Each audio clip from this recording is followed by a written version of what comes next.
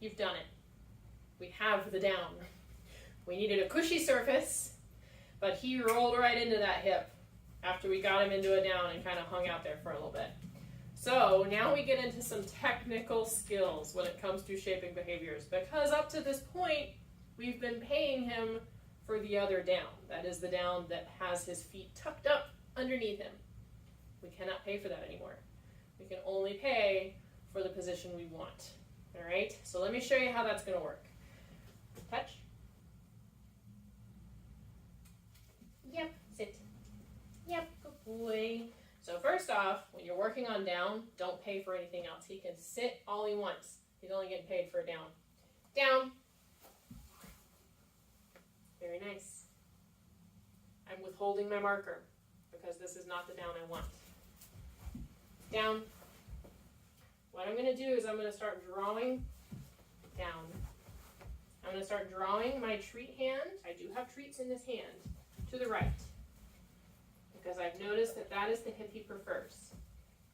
And the minute I see him start rocking, now watch him not do it.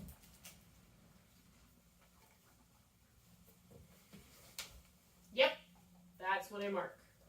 The minute I see him start rocking that hip, that's when I mark, and then I want to have 2 or 3 treats. Sit, down, hold, yep, until you see that hip rock. And that's when you mark, and that's when you treat. He's going to need a little bit of help for this next week to get there, but I do not want you to have treats in the hand unless you absolutely need them. So what that means is you can lure if you need to, just for that first success. But once you get that first success with treats in the hand, you got to fake him. Yep, and that's when you deliver. This reinforces for him the marker as the learning tool here. So you do not hear that magic word, touch. Yep, you don't hear that YEP until you do the behavior that I want you to do. Okay, one more time. From this angle, I'm going to try and show you how he rolls that right hip here. Down.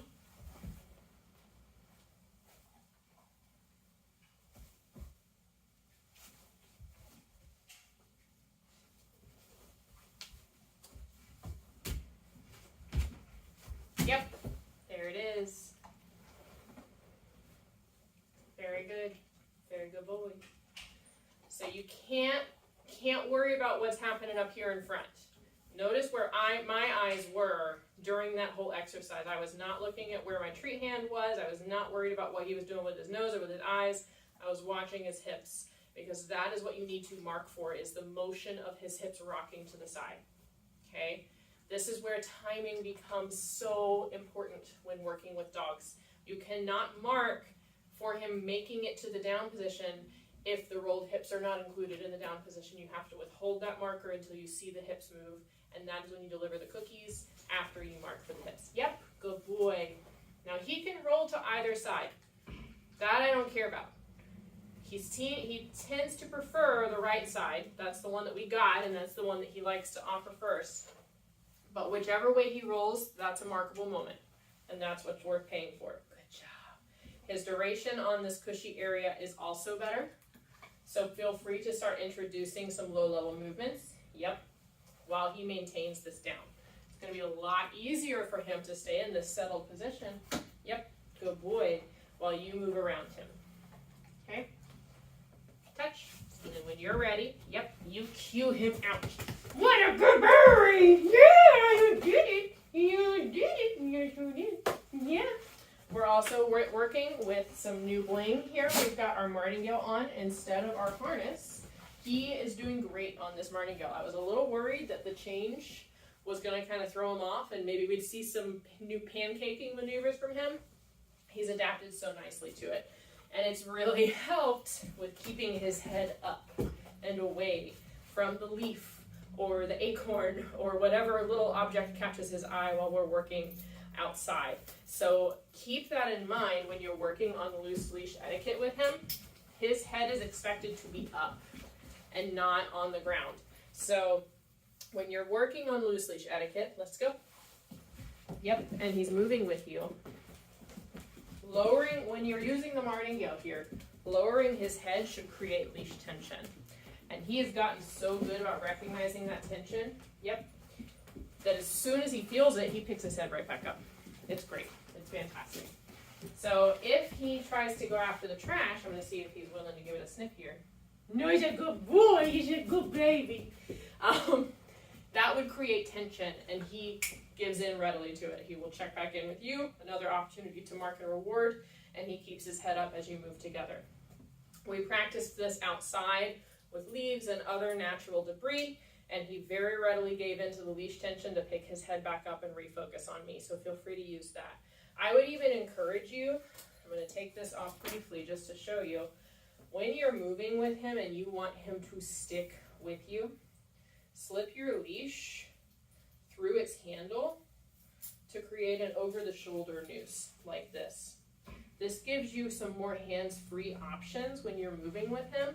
It's also a great prequel to service dog work because you're going to want to have your hands free if you have him in public. But you still have the knowledge that he's only got about 3.5 feet of length to work with. And he can still stay really nicely at your left side here. You can have a hand on the leash if you need to, or you can keep it hands off and use it for hand target practice. Yep, good boy. For treat delivery. Good job. And also to practice kind of distracting him. You can reach over his head to grab something. You can wave things around behind him. Yep, good boy. And that was a real quick way to show you, yep, good job. That if he does drop his head, yep, he creates tension real fast, and so you can catch him before he tries to snatch at anything. Sit. Yep, good boy. Another thing we worked on today is the placement of his sit. Sometimes he likes to kind of dance around and decide when and where he's actually going to put his butt on the floor. When you're working on a behavior, you need it to happen immediately after the cue is given. So, if he's struggling to sit for you, I would line him up using your hand targets and get small successes. Yep, sit. Yep, good boy. So that he has those quote-unquote wins under his belt. He's got the successful hand target 1, successful hand target 2 to line him up exactly where you want him to be. And then he can sit for you, yep, on your left side or on your right side. And he gets cookies in that location.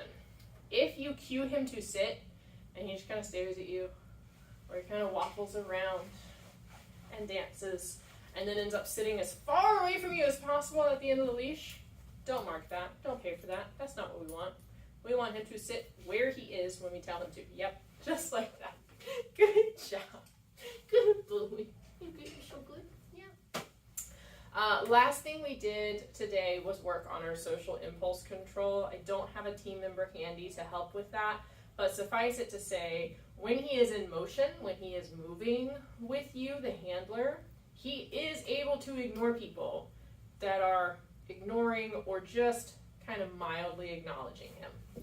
So if you're in motion with him and you're moving around with him on the leash, keep an eye on where other people are and keep an eye on where his eyes are. And if you see him check in, yep, with you, or just kind of check out another person without immediately pulling towards them, that's a markable moment. That's a moment to capture with yep, and then give him a cookie. Okay? If he does seem a little distracted or seem like he's going to be pulling or is actively pulling towards people, left hand turns are going to be your best friend. They are an active interruption of your dog's space.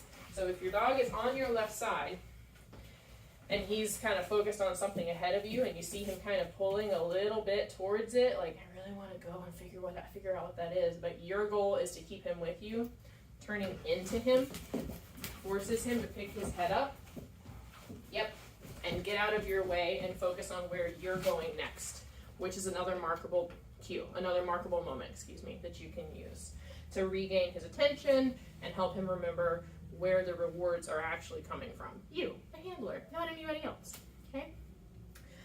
Usually at this age, I would be inviting him to say hello to as many people as possible, but if his goal is to be a service dog and stay focused on working for you despite who else is in the room or in the area. We're going to skip that, and we're going to strictly focus on not acknowledging anybody else and just focusing on the person who's attached to the other end of the leash, okay? Let me know if you have any questions about these exercises. He is making such good progress here with me. I hope you're able to see it at home. If you're running into any issues with any of these exercises, feel free to email me, and I'm happy to troubleshoot and talk through alternative options for you to help get these goals more solid for you. Another note, he is doing better with his handling now. I practiced it a little bit in our treatment area. Again, just very generalized touching and tactile. He's doing better with it. He's not nearly as squirrely. He's willing to hold still for me more often, so that's another good sign. And we'll keep practicing that in more medical settings to help replicate our exams and maybe some vaccines that he's going to be getting up in the future. Okay? But you're a good boy. You did good things. Yes, with your silly little nubbin wagon. Your silly little nubbin wagon.